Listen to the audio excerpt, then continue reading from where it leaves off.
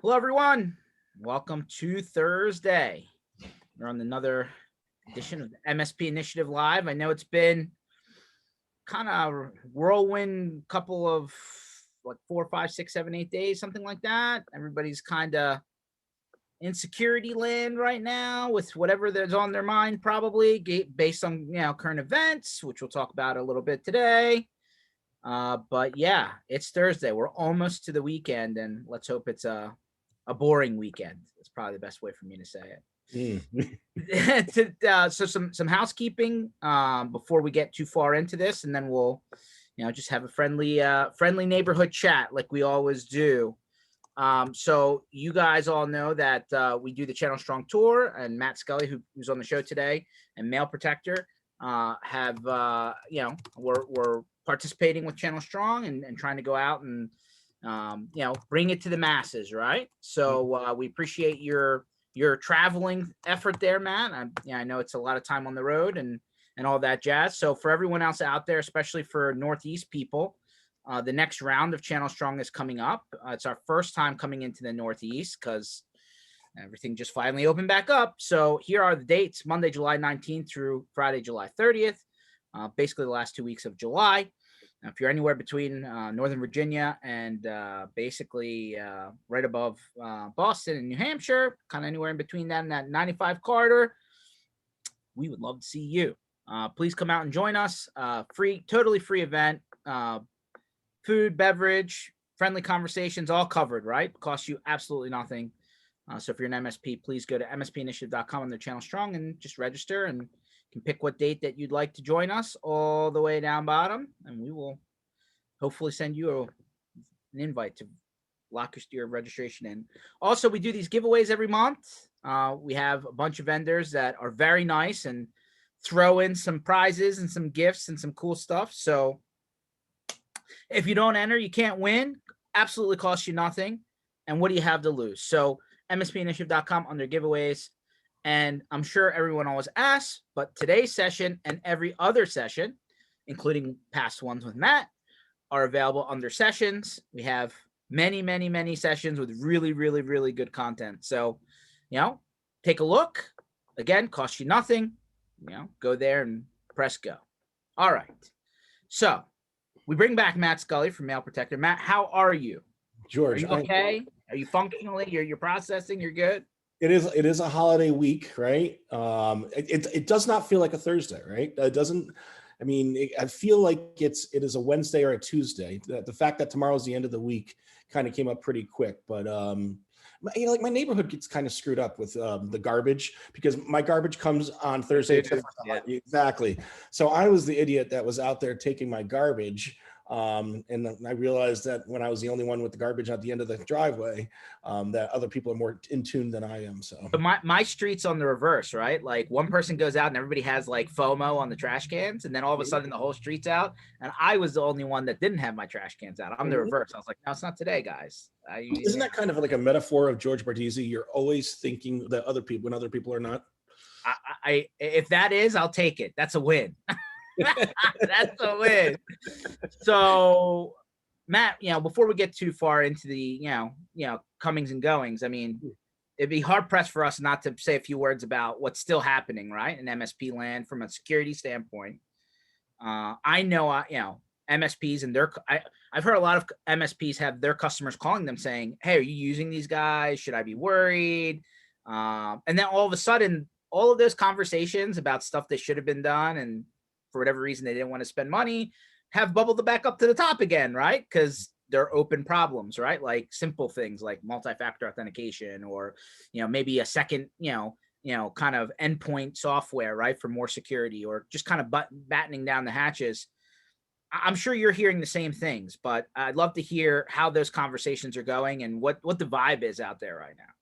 So in my opinion, which I wouldn't say is facts, but I mean, I've been following this thing pretty closely. I am more in tune with the reaction of the channel rather than what happened. Listen, we've been living this ever since we started working in the channel. These things happen, okay? And it's, instead of just sitting there blaming this, blaming that, I mean, if you do a deep dive in what happened, it was like something that was hardly controllable. You know, it was a race to the bottom. You know, they were made aware of it by some security company. They did everything they can, and the hackers got there the quickest. I mean, I see the bad and the good. What I mean by that is you saw the dumb memes, you saw the people that are finger pointing and saying bad things, and then you see the other side, which is the good. You know, the people saying, "Hey, listen, this is a channel issue. You know, this could happen to anyone." You know, I saw competitors get out and say, "Hey, look, how can we help you here?" You know, they're coming together for the good of, you know, the MSPs as well as their clients and prospects and etc.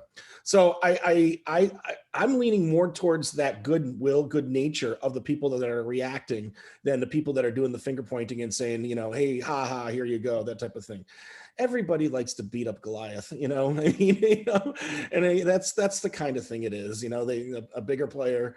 You know, people like to. You know, I can't think of a better word for it, but people like to not be nice to him, you know, and it's unfortunate that was the case, but I love the reaction. I love the way that people are coming together and saying, "Hey, we're going to get through this together."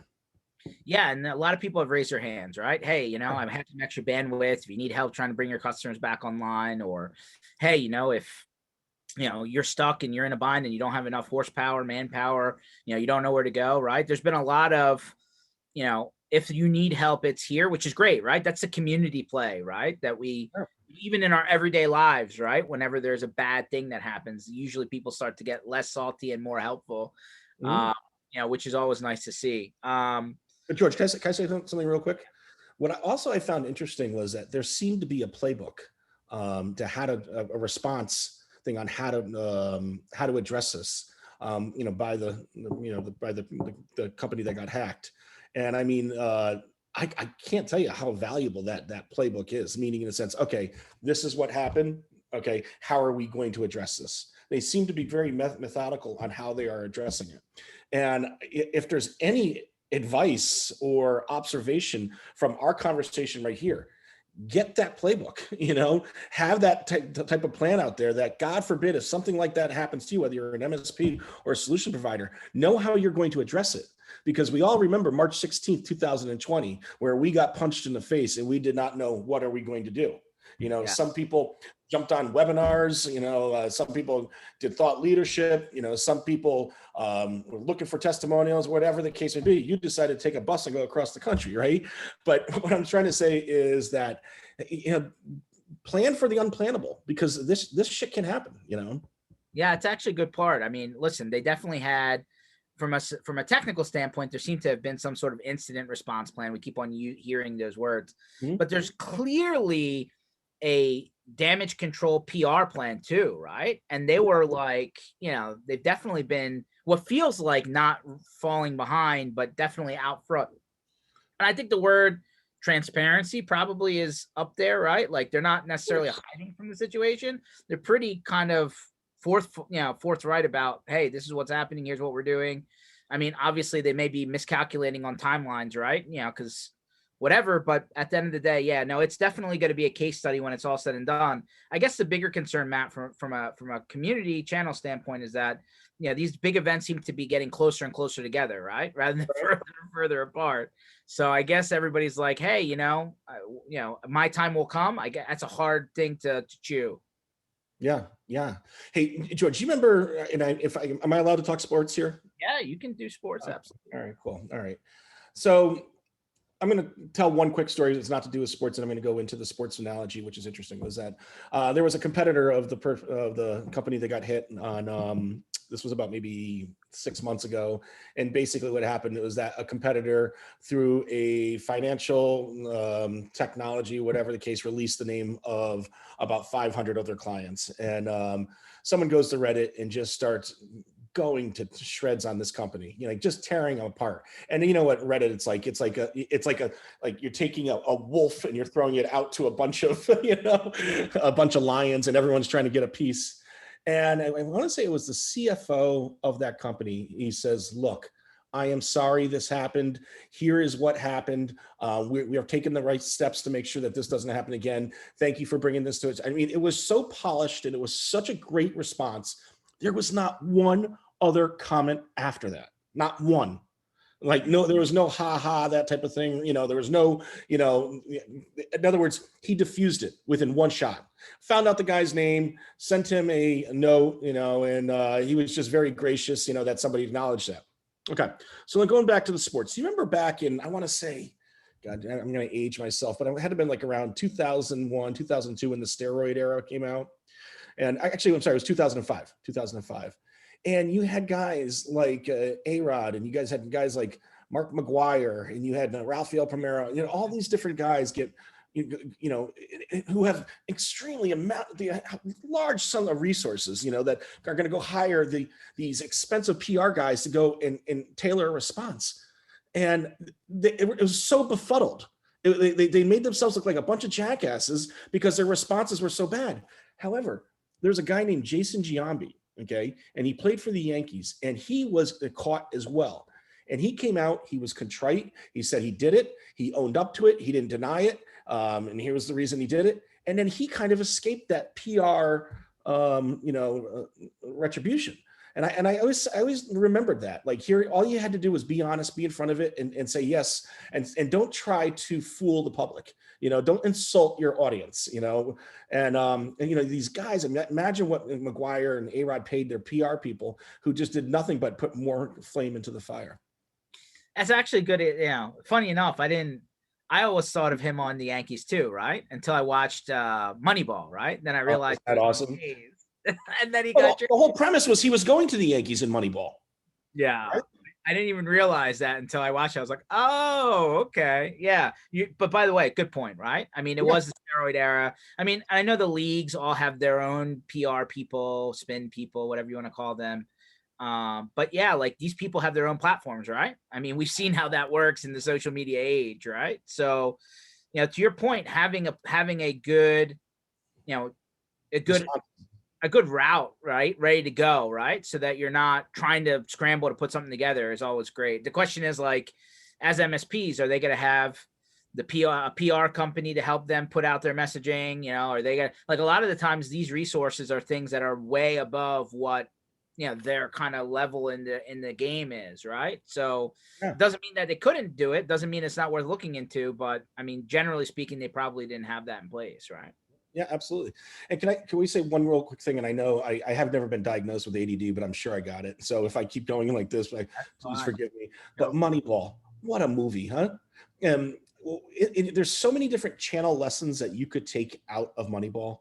The fact that, you look at, if you're a solution provider and you're competing against a multi-billion-dollar, company that's doing the same thing, and you're going to try to go the same route that they are, whether it's in messaging, whether it's in, what events to attend and how much money that you're going to spend to go out there, or you could play like Moneyball and get creative on how you get out there. And so, again, I'm not tooting your horn. I don't mean to, but what you did, and I'm sure with the addition of Kenny as well, is that it was so innovative, so smart. Nobody else was doing it. That was one of those things that leveled the playing field. It really did. And I really applaud your efforts of what you guys did in 2020 and what you continue to do in 2021. No, I appreciate that. And thanks for being a part of it. He's talking about the Channel Strong Tour for anyone who didn't pick that up. But yeah, I mean, listen, we didn't think they didn't pick that up. Yeah, we didn't think people were going to get on planes and trains and automobiles, right? We thought that they were going to want to be in their backyard. So we came to their backyard. I mean, it was, as we could do that, right? As things were opening up. So, hey, I appreciate that. And quite frankly, everybody, I'm sure we weren't the only people who had the idea. I'm positive of that, but hey, somebody had to go out there and do it, right? Yeah, so that was a very good thing. Brent says, Moneyball, hell yes. Dad's relationship with daughter always gets me weeping. 100%. Oh yeah. When he says to the wife's new husband, that's an issue between me and him. That was an awesome line. Again, everything about that movie was great. It's one of those movies like U.S. Marshals for me that I can watch that at any given time. I don't care. A Few Good Men is another one. Like when it's on TNT and you just stop and you watch it and it's just like 100%. Yeah. 100%. I just did that with A Few Good Men the other day. I was like, gotta stop. Yep. Anyway, so let's talk about, since again, not the same level of security conversation as everything that's happening now, but a piece of it, right? I mean, now that everybody's going back and reevaluating their stack and saying, where are the missing links? Where are the missing chains? What do we need to do in order to, graduate this, right, to the next level and make sure that the check boxes are checked? I mean, so obviously Mailprotector, it's in the name, right? Email up until this, the big stuff, right? Email's traditionally been where the, more than 50% of the breaches start, right? Because somebody got spoofed, or somebody clicked on a link that they thought was good that was bad, or maybe even somebody's account was compromised, and then, all of a sudden they're spamming out their entire list with what looks like an Office 365 link that's not. So it seems so simple, yet it's the most common way people get jammed, right? I mean, the Colonial Pipeline attack, how it started, apparently, from what I read, is the person's one of their personal accounts got compromised. They took the same email, they took the same password, used it on their work account. They had already been dismissed. They weren't even there anymore, but it was still active.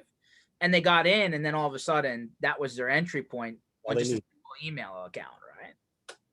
That's all they need. That's all they need. Yeah, I mean, and it's getting worse. It's getting worse and worse. And like hackers, they're not thinking of what today's solutions are. They're thinking of what tomorrow's solutions are going to be and how today's are more vulnerable. And you're right, phishing is the most exploited way of getting ransomware. I talked about this on stage. I'm sure you've seen this when I've talked about Revel. I talked about them in 2020, and the reason that I started talking about them was because what they were doing was they were taking embarrassing conversations, okay, that C-level employees were having, whether it's proprietary information, whether it's about the intern down the hall, stuff that you just don't want to get out there, where the company's going, if there's an acquisition, whatever the case may be. And they were able to identify these snippets of conversation. And then what they were doing was they were going to the victims and saying, hey, do you want this information out? And, if you don't want this information out, then you need to pay a ransom. They did that to a couple food distributors. All right. They did it actually to the Donald, Madonna, Lady Gaga. This is all Google it. These guys have been around, and they're very, very innovative in their thinking and creative in their thinking. Because historically hackers, what they used to do was just steal competitive information or intellectual property and then try to sell it. With ransomware and Revel, they're like, your information doesn't mean anything to me, but how much is it worth to you? Right. And so yeah, and that's what these guys are about. That's what they're doing. So where we come in, and again, I don't necessarily know, I don't think you or your audience wants this to be a Mailprotector commercial, but if you're going to be sending out sensitive information, listen, you shouldn't be sending offensive information in the first place, but what I'm saying, if you're sending out sensitive information, encrypt it. See, there's going to be a tenor that's going to be happening, and we're starting to see this more and more. I mean, when we were getting into this game, right, or even in the middle of the game, George, how many times did you hear the word ransomware? It was not a main stage name, right? It was to us, but it was not in common media. Now it seems like it's almost every single day there's another attack, and people now have an understanding of what ransomware is. We've been saying this for a while, and here's the thing with that. Okay, I do have a point here. The point is now the government's like, okay, I'm going to start listening, and they're going to start listening. They're going to start putting out compliance needs out there, regulations and all that stuff. And the MSP who gets hip to that the quickest is going to be the one that's going to be in the game. See, I look at cybersecurity of the way that cloud services were like in 2005, 2008. The people that were quicker to the game are going to be the one that are going to sustain. Yeah, that one sentence pretty much says it all, actually, right? I mean, security is no longer a UTM and a simple email, antivirus or a malware, and then all of a sudden, turn on multi-factor and you're done, right? Although I can't tell you how many people are saying that they still don't have that on. It seems to be such a low-hanging checkbox to solve, but I mean, as far as email encryption, Matt, I'm going to be honest, right? I can't tell you the last time I got an encrypted email. Yeah. Usually when you're applying for a mortgage, usually if you're doing life insurance, Yeah, and it's like this, George. And I know you, so I don't think that there's going to be anything really bad. But I once said to people on the stage, I said, "Okay, you know what? Everyone, give me their phone. I'll give you $500 if I could read a handful of your text messages. Let me have that. And of course, nobody's going to hand me their phone. No one's going to be. They don't want you to read what's on their text message, even for $500. Well, why is it any different with email? Right? Why is it any different? If we are transporting, sensitive information, stuff that could hurt the reputation of a company, can delay a progress of a company, whatever the case may be, can hurt. And there's a bunch of people that are underneath in that dark web going, I want this, I want this, I want this. Why be stupid? Why be stupid? A couple of interesting messages popping in. Your our favorite friend of the show, Brent. He's like, "Is that Matt Scully? Another guy that gets my money. Love that product." There you go. Thanks, buddy. Thanks, Brent. And then he said, "You haven't been to a doctor lately, George?" I'm gonna be honest with you, Brent. If I do go to a doctor, all they say is, "There's a message for you. Log into our portal." Right? Like They don't even send anything because they don't HIPAA, whatever. But like, let's say I'm collecting credit card information, or Matt said mortgage, or maybe you're buying a car online, which seems to be pretty popular. Apparently, you can't even buy a car, without overpaying these days. Or maybe you're whatever it is, right? Contract, right? Maybe that's something you want to keep sensitive, and that contract's proprietary because it's whatever it is. I'm gonna be honest with you, right? I think people think, oh, it's automatically done, but the reality is that it's not, right? I mean, I think that's the misnomer, right? There's an educational gap. Yeah. And especially with people sending, I'm sure in MSP land, we're all, passwords in the middle of an email. Hey, like that's out there in cyberland, right? Absolutely. I always talk about that social experiment some college kids did back in 2018, where they went to a square in Barcelona. And they had a big box of different good chocolates. Who doesn't like good chocolates, right? So they would go up to someone and says, "Look, I'll give you a piece of this chocolate, pre-wrapped and everything, if you give me your password." Okay. 31% of the people took the chocolate. 31% of the people. That's horrible.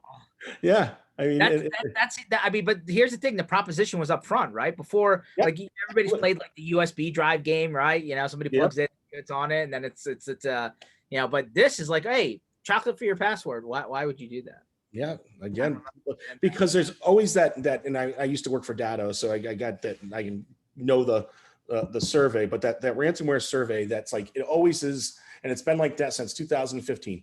84% of the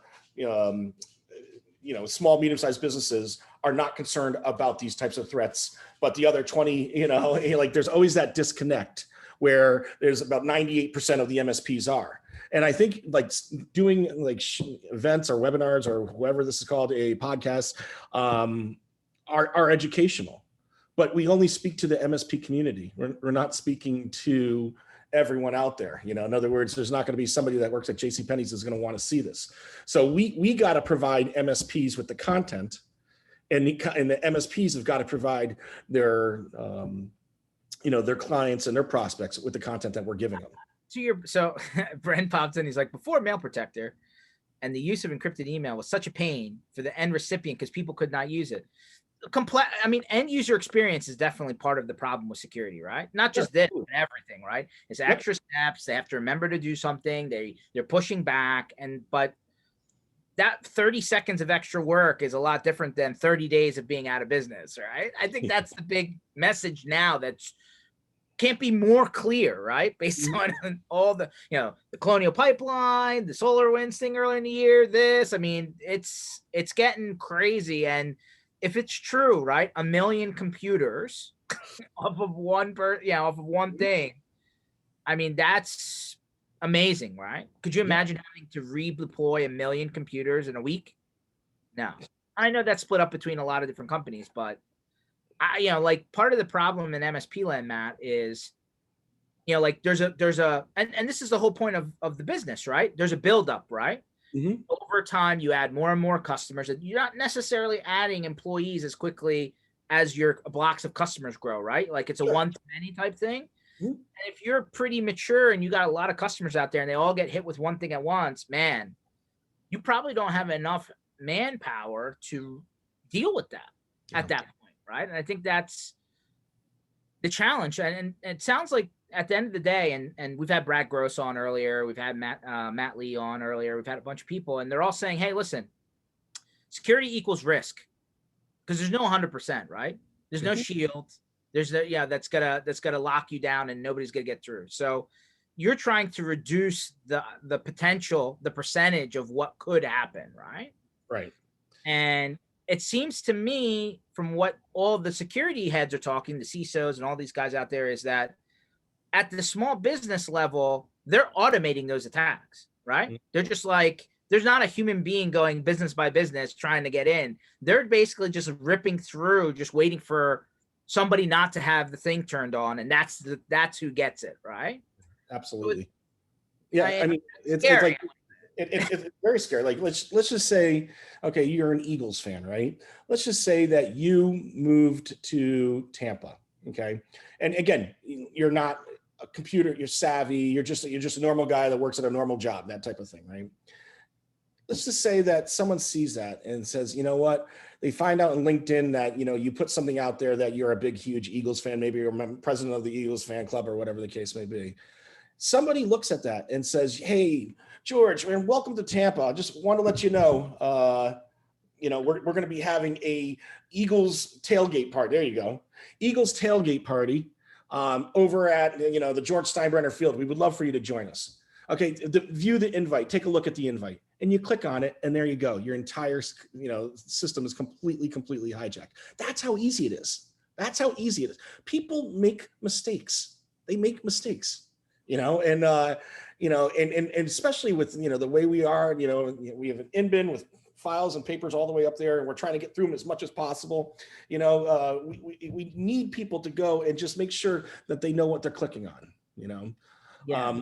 So the one thing also I just wanted to also say to what you were saying about, like, all right, we want to make sure that you have everything in place where these things can't happen, but they do, is also the resiliency factor as well, which I'm sure you'll agree with, is that, okay, if it does happen, all right, are you able to protect? Are you able to continue to work? Give you a small little example. Like, we have this thing called Counsel, and that's where, if you're a Mailprotector partner, where people live, eat, and breathe, all that stuff. If there is a threat that's out there, and you have to put a control, you have to put a permission, you have to put something, a rule out there.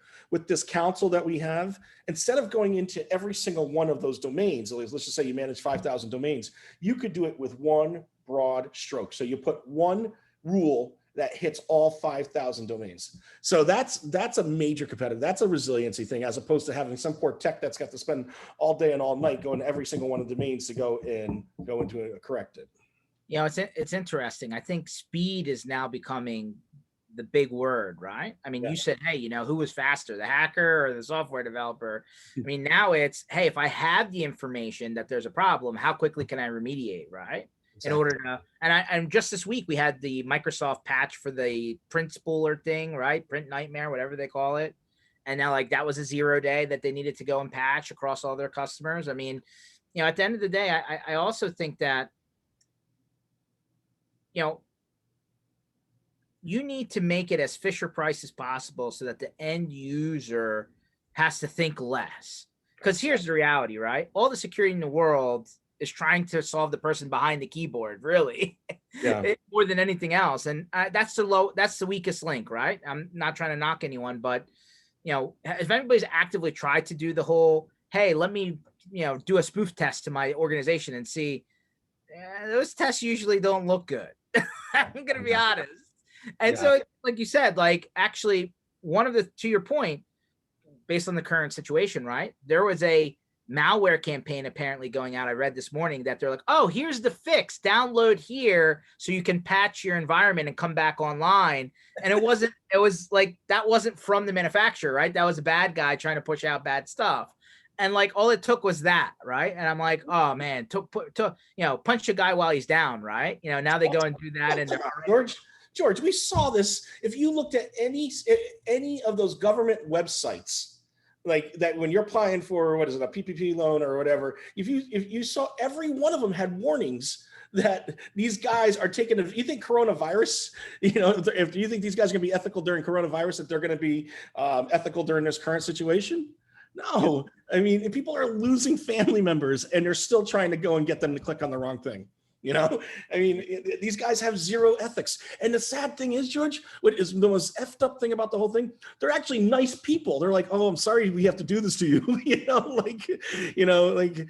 we, maybe if you want to negotiate, instead of giving us $1,800, maybe you give us only 12. Can that help you? Here you are thinking like these guys, I mean, they literally apologize while they're hacking you. So you're saying the hackers took the Chick-fil-A course? My pleasure. Imagine. They don't hack on Sundays. Clearly they did on this holiday. That's funny. So I think the other problem is that, and by the way, Brent comes back and says, machine searches, heck yes. Look at Shodan, searches RDP on an IP, $7 lifetime subscription. Is it really only $7? That's crazy. Lifetime subscription. I think part of the other, now that MSPs are out there really learning on how do we become better internally, what do we need to go out there to tell our customers to get to pump it up? Some people are just uncomfortable in education mode, Matt, right? Like me and you will talk to, one person on the street. We don't care where, right? Anywhere. But sometimes the person who's the tech, right? They're not really a people person and they're having a hard time doing that educational message, right? Mm-hmm. And I think, I just don't think you can avoid that now. Yeah. I mean, George, you're at O'Hare Airport in a bar. You're sitting down, you're having a dirty martini. I come over and I sit right next to you. I order a vodka soda. And I say, hey, my name is Matt. And we shake hands. What do you do, George? Okay, like in other words, what is it that you do? What would you say to somebody? I take technology and help create business outcomes. How about that? That's great. That's great. I mean, I'm saying that like if you simplify what your service offering is to the MSPs, they're going to be able to simplify that message to those who don't necessarily understand it. And that's very important. I have my father. My father thinks a server is a waiter or a waitress. Okay, he has no idea about anything when it comes to technology, but I'm able to explain it to him. And when I do, that way that I explain it to him transcends on how I speak on stage. Mm-hmm. And it's not really my playbook. It was my former boss's playbook. Create the market need and then talk about how your solution could answer it. 100%. No, I mean, and hey, if you're not good at public speaking or educational positioning, or I'm not even calling it a pitch, right? You're just trying to tell people, hey, this is a problem. You need to help you yourself, kind of thing. Then raise your hand and ask for help. There's a lot of resources out there to deliver that message. Even if you got to take somebody from within the organization and make them a little bit of a spokesperson, right? That's not the check signer. It's not a bad idea, right? But you got to find a way to package and get that information out for sure. And the way to do it, I mean, excuse me, one of the ways to do it is slack yourself. Just go slack yourself, right? Sounds bad, but it isn't. All right. Whenever I see an article that's out there where I see where Mailprotector could be a fit or a solution to a problem, okay? All right, somebody sent something that was wrong. Somebody's reputation got hurt because somebody sent something that was offensive, whatever the case would be. I slack myself that article, okay? And when I slack that article, I always go back and I read those articles. And it's like kind of like a book report. You send me an article and I'll be able to go and talk about it and talk enough about it on there, all right? Having that general thing, because when these guys are writing, they're not writing technical jargon. These guys are Associated Press people, right? But also, while we're on the newspaper, all right, and we talked about this earlier, so I apologize if I'm repeating this, but we were the only ones talking about ransomware, but it doesn't mean that ransomware wasn't happening, man, right? We were talking about it, but it didn't mean it wasn't happening. It definitely rewind 5 years, right? I think that's a good round number.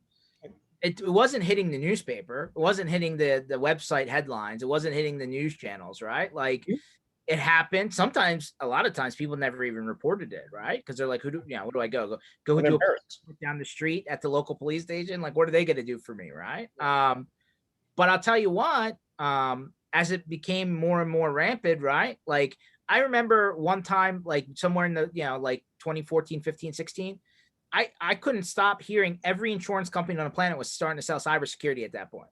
Yeah. Like it was like a wave. Like they all coordinated and said, go do this. And every insurance broker on the planet started smiling and dialing, right? So, now fast forward, those insurance policies may even be canceled or they may be getting very expensive. But, at the end of the day, like, you're right. It wasn't really, mainstream, right? And, we're seeing things earlier because that's the business we're in, right? Like, what was the one, SASE, right? That's this new upcoming methodology that apparently within 2 years, everybody will know about. I never even heard of SASE until probably about 30 days ago. You have a couple of daughters, right, George? What's that? You have a couple of daugers? Yeah, I have one daughter and now one son. So I got the Okay. two. You'll hear about SASE in about 12 years. Ah, got it. Yeah, I'm already getting a little bit of that. But like ultimately it's our job to stay ahead of the curve, right? I mean, like you don't have to be bleeding edge, but you do have to educate yourself. And I think part of the problem is that, hey, Matt, we're at a bunch of events, right? But if you actually, and it's been surveyed, I don't remember what the percentage is, but there's a very large percentage of our IT services community that you never see, right? They never come out of their bubble. So how do they learn other than the hard way? It's very challenging to keep up with it. Well, the government's going to help us. Again, right now, well, no, they're going to. They're going to by putting regulations out there. Right now, it's on Capitol Hill. Biden has a ransomware task force. In other words, when they're doing these types of things, it's putting it out there. Okay, Mike Bloomfield.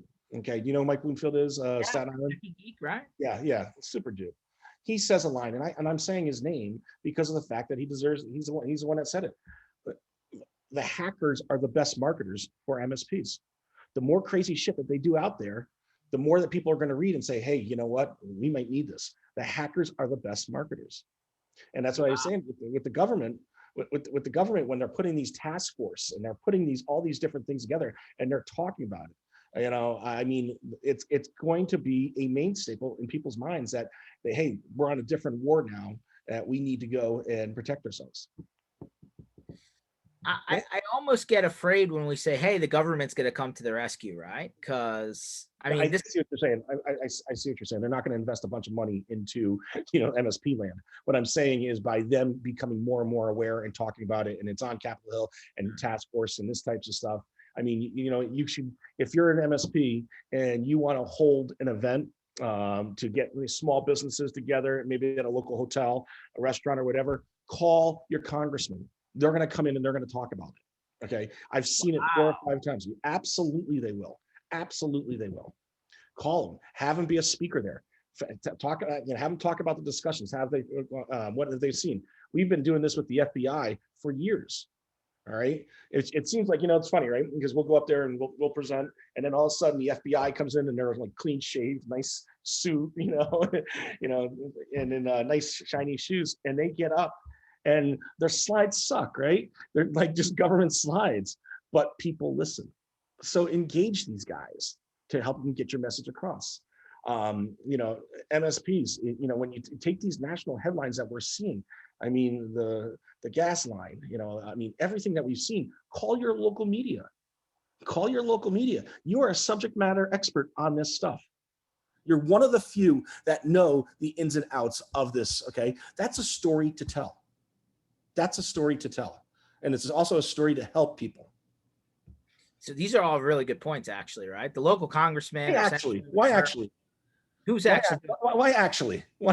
No, actually, because like I didn't even think of those, and I used to come up with sideways ideas. That's pretty good. Yeah. Oh, by the way, you're working for us, right? I think. Yeah. Two-way street there, hopefully. That's interesting. That's a good play. And then the TV thing, right? Like, I think a lot of people think how hard it is to get on there. I'm not sure it's that hard. Like, but if you don't ask, you don't put yourself out there, you might not, never get the call, right? Absolutely. You're absolutely right. 100%. So from back to the email thing, right? A lot of the gripe on email is from an encryption standpoint that it's too hard to use, right? If you're sending an encrypted email to somebody else that's not on the same system you're on, all the steps they have to go through to actually open it up, right? Isn't that like, that's usually the main complaint, right, of the whole encrypted email thing? So has it Is it easier now? Because like, No, with us. Okay. So we have like a 3-step process before things go to market. Okay. Secure, we have the patents, so that certifications for that. 2, easy to use. And it also goes into number 3, which is that it's MSP driven. So what we mean by that is that we have an advisory board, regardless if it's our go-to-market message or if it's any of the products that we put out there, they have to go through our advisory board. Okay. And so when we are doing bracket, okay, and find out, okay, what are some complaints of encryption? Exactly the stuff that you talked about, the hurdles you have to go to send an encrypted email. I mean, and and when we see that, like specifically if you're doing life insurance, you're going to the doctor or whatever, good, it's a pain in the ass, you know, like maybe you didn't capitalize one letter or whatever the case may be, you forgot it. And so then they have to go to send you a thing, you have to go download something. It's just a big, huge rabbit hole to get where you want. With us, literally what you do is you put the, in the subject lines, you put brackets, okay? 2 brackets right there, and that email is encrypted. But the really cool thing that we launched in August of last year was called a bracket share function. And basically how that works, it's your own personal landing page if you are a bracket user. Okay. So let's just say that I am a bracket user. Okay. And you wanted to send me a non-licensed user. Let's just say that you wanted to send me your financials. Okay. I'm a real estate agent or car, whatever guy. All right. You could actually go into my URL and in my auto signature. And on the bottom of my auto signature is a URL. You click on it like mattscully.bracket, whatever the case might be. You click on that and that landing page comes right up. And then you could send the files up to 1 gig. You could actually send 25 emails, or 25 attachments up to 1 gig each. All right. wow. So yeah. So that's the simplicity of it. That is how simple it is to work. So it's basically you're almost bypassing the whole email thing, right? By saying, hey, here's a secure upload page, go here and it'll get to me. Exactly. You don't have to download anything. You don't have to, nothing has to be sent to your email. No keys, nothing. It's right there. That's slick. Yeah, it is very slick. I would think that's super useful for anyone. Hey, you know, you need to say, oh, I got this thing. Oh, just go here and send it to me. It's a secure way. Like, I can't imagine how many things get sent through the ticketing system, but there's still email going back and forth, right? You know, as attachments. Yeah. Well, I mean, the reason that we did the share function is that we looked at brackets usage and 72% of all bracket emails had attachments. So that's why we did it. So you if you're paying X amount of dollars for Dropbox or whatever, and you don't use it that much, I mean, use the bracket at a fraction of the cost, more functionality to it. And it's quite frankly, simpler to use. Like when I had to send you my presentation, I sent it through bracket because that was the only way I could do. You had a very big presentation, Matt. Thank you. Those email attachment limits, man. You know, you got all those graphics in there. Absolutely. Where, you know, so I'm going to take the next little bit about this because you're a big channel guy. You like to be on the road. Where are we going? You know, you're looking at from now to the end of the year, right? I mean, obviously there's DataCon's coming up. IT Nation in November is coming up. You got Exchange in San Antonio coming up. What's your feeling right now, right? You've been on the road a little bit. I know you've been doing some regional stuff. Hey, you jumped on the bus with us. Yep. Do you feel like people are actually starting to break out? Yeah, I do. And I can make that barometer for going from quarter number 1 on the bus to quarter number 2 on the bus. There are more people on quarter number 2 at the events than they were on quarter number 1. So if that's a barometer, I don't know. But I think people back in March, they were just introducing the vaccines. In other words, it was on the beginning stages of it. Now we're kind of at the end stages at least for the majority of Americans. I don't even know if that's true. But I'm saying that there's a lot of people that are more vaccinated than they were in March. And I think that makes people feel a little bit better about going out to different events. A couple observations is, at least on the bus, one thing I've noticed is that people were generally surprised and happy that we came to them. And it was almost like it was a, what's the word I want to say? It was like we were risking ourselves, to go and be there for them and, have a drink and give them that little dose of normalcy. I'll never forget, I don't care if I do 50 million of these Channel Strong tours, I'll never forget Fort Lauderdale, where it was the first time, it literally was the first time that companies saw themselves for the first time in 1 year. I remember that. I mean, here these people, live within 10 miles of each other in the surrounding area. And it was the first time that they saw each other in 1 year from an event that we brought to them. That's effing cool, man. That was so cool. Like people are looking, oh my God, your hair's long. Oh my God, oh, you put on weight, like that type of thing. It was just cool. It was, for me, it was so cool. And I enjoyed that. I really did enjoy that day. That's Oh, awesome. Now I'm curious to see ultimately, right? I mean, the whole work from the beach, right? And that's funny, right? Because like the Corona commercial has been doing that for 20 years, right? And then like all of a sudden it's, oh yeah, I can pretty much work from anywhere. Like I've been working remote forever. The question is working remote securely. And the other thing is some of these big companies have come out saying, yeah, you never have to come back to the office. Yeah, it's work. Yeah, the work from anywhere mentality. I'm surprised that they made that an indefinite policy, right? Like forever. Yeah, I mean, New York, I'm sure you do your due diligence. New York, the investment banks are telling everybody they have to come back. JP Morgan, Morgan Stanley, it's all over the news. Okay, now you got to come back, that type of thing. But of course, you know what? Something tells me that JP Morgan, Morgan Stanley can afford to have these $250,000 a month offices in the middle of Manhattan. I mean, if rent was a big red line for you, right? If you're putting a big nut to rent and you don't have to do that, or you don't have to go to the capacity that you've done in the past, and you could put those resources into something else, into your company. You found out it does work. There was some beats that skipped, but you kind of ironed them out. You trust your IT guy to get you to that place. You know what? I think people like that. I mean, I used to be on a trip in my previous company. I used to be on a trip, and I would get home. I would take a 4 o'clock plane to get home. Okay, 4 o'clock in the morning, just for I'd have the ability to pick up my kids, just for they can come out of their classrooms. They see me. They haven't seen me for 3 days because I've been on the road. They see me, and it's a big group hug there, right? You know what? Now I get to do it every single day. So it's like you kind of we took for granted the good things that we're able to do when we're working from anywhere. Some people. I know a couple salespeople that they're literally like, vagabonds. They're going to different cities because they can, that type of thing. So it did give some pause and sort of reflect on the good that we do have. 100%. What's your, so looking at your schedule, right? Let's say somebody wanted to come see Matt Scully. Where would they find you between now and the end of the year?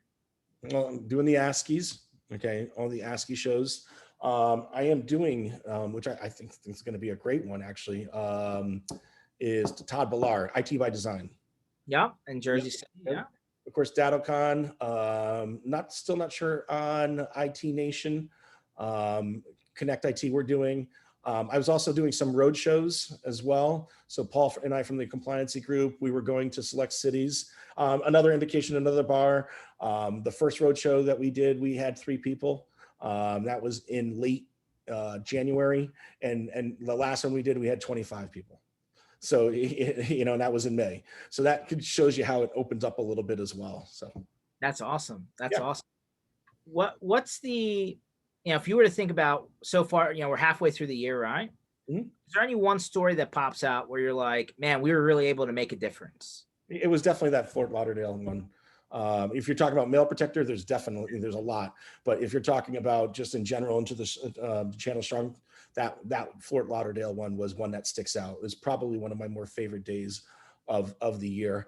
But yeah, in Mailprotector, I'll give you one. We have this solution called Cloud Mail. Basically, it's just the essentials. So you get calendar, you get contacts, all that stuff. It doesn't give you the bells and whistles of O365, but there's a lot of times where people are like, it's O365 or nothing, right? And so they're paying those O365 prices. So there was a presentation where I talked about Cloud Mail, and what the cool thing about Cloud Mail is that you could do that split domain hosting, meaning in a sense that if you have 100 people, you can give 20 of them O365, and then you could give the 80 the Cloud Mail, right? And why would you do that? Because again, O365 is right here. It's not O365 anymore, right? It's just 365. I think they call it Microsoft 365, but yeah, Office. Office 365. So if you're paying X amount of dollars for a Microsoft 365, Cloud Mail is at a complete fraction of that. So now what you're doing is you're saving your clients money, but you're also making more of a profit on there. So that was one that we did in Austin, Texas, that resulted in just under 10,000 different licenses on that. Wow, So, that's yeah. awesome. Yeah, that was a really good one. And that was through a partner? Yeah. Yeah. Awesome. Yeah. There's business out there, man. There really is. What would you recommend from like vendors collaborating with their partner, right? Like, what are the most successful, kind of, co-marketing, things that can be done in order to make it work for both sides? From a solution and an MSP? Yep. Well, yeah, I think that solution providers should have a MDF, because every company is different, should have an MDF program. And I repeat, do not keep up with the Joneses. Don't keep up with the Joneses. You're not going to have their budget. Get creative on it. It's just the Moneyball thing. Okay. So, if Ingram is giving, $30 million in MDF funds, don't think that you can't play MDF because you don't have $30 million to give, right? Do that Moneyball thing where you're thinking more strategic and thinking smaller, but what's going to be beneficial for both. I'm tired of webinars. I think you are too. I do believe in breakfasts. I do believe in lunch and learns. I do believe in calling Homeland Security. I do believe in calling the FBI, where it comes into more of a thought leadership, and then you sort of get your solution inside there. Testimonials. I saw a presentation the other day where everyone was just talking about their product alone, and everyone in the audience was on their phone. We as presenters have very, very, very good indication if people are listening or not, because we were able to look at them, and if they're sitting there on their phones, then we know that we're not doing a good job. So my answer to you, George, is be aware, be more aware, be aware, and find out what works, what doesn't work, and then capitalize on that. That's actually great advice. Absolutely great advice. Matt, what's your drink of choice? I know you were on the one tour that me and you were on, because I've been on baby duty for a minute. Yeah, you were what's your top 3 beverages while you're on the road? It's just top one. It's just one. It's just vodka soda. It's vodka soda. So now, if we're going to go down that hole, right? Meaning in the sense that if I'm going to be on a bus tour, and if I'm going to be on a bus tour, and I'm going to be, getting this once in a lifetime experience, I'm going to be looking at America, okay, from a bus. I'm going to go heavy, right? So I'm going to buy that $100 bottle of vodka, because that experience, that $100 vodka is a better experience than the normal $25 bottle one that I get. So to answer your question, it is the Crystal Head vodka is my thing of choice. In other words, and I got one right here. That's what it looks like, right? And what's cool about it is that on my birthday, I get about 50 people send me these things, so I have all these. Yeah. So I actually have a bar. It's called the Nautical Skull. I'm going to show it to you right now. I don't know if you can see it. Very nice. Yeah. So the Nautical Skull, you can see the skull thing up there. So everyone for my birthday will get me one of these bottles. They're expensive, but it's a great buzz. Hey, Brent says, and a squeeze of key lime. Oh, the other one. How about this one, Brent? Is, and Rob Ray taught me this one. Hendrix and tonic with a slice of cucumber. Oh, yeah, that's a nice summer drink. Yep, absolutely. That does sound good. Yeah, our friend Alex Stanners might have to give that a bar. Yeah, I'll tell you right now, he's a good Robin, isn't he? But he has his that home bar setup, man. Yeah, he went for real on it. He went for real on the home. Like, I had a drink yesterday. Okay. I'm sure you bring back bottles on your way back from cities and trips and all that stuff. So that's the guys on the bus. They bought fireworks and then they had no way of bringing them back. What was that? I don't understand. You should have set the fireworks off, guys. Like, you weren't getting that through TSA, right? No, George, you're the only one that sets the fireworks off. Yeah, I don't need fireworks to get stopped at TSA. That's happening pretty much automatically. Yeah. George, what about God, what's that the new show that Craig got me onto, Manifest? Have you seen that yet? I haven't seen that yet. How is it? You're cutting out. No, I haven't seen it. How is it? Yeah, it is interesting. There's this season long mystery, and you just wish they would just address the mystery, but all you're doing is dealing with the repercussions of that mystery. And if you just we just want to find out what has happened. It's basically a plane that was going from Montego Bay to JFK, and it appears that everything is completely fine if you're a passenger. However, you get off the flight, and when you get off the flight, it's 5 years later. So everyone thinks that, the loved ones on that plane are dead and they've moved on with their lives. Wow. Right. And meanwhile, it was only, 2 days before that, to the people that were on the plane, that they were with their spouses, girlfriends, boyfriends, whatever. So it's a lot of dealing with that, but it's also a lot of dealing with, okay, what caused that 5-year delay? Where were they? What happened? That type of thing. So it's interesting. It's interesting. So I would suggest I'm gonna cue that up, man. Yeah. I'm gonna fire that up. I'm a big TV head, you know that. Yeah.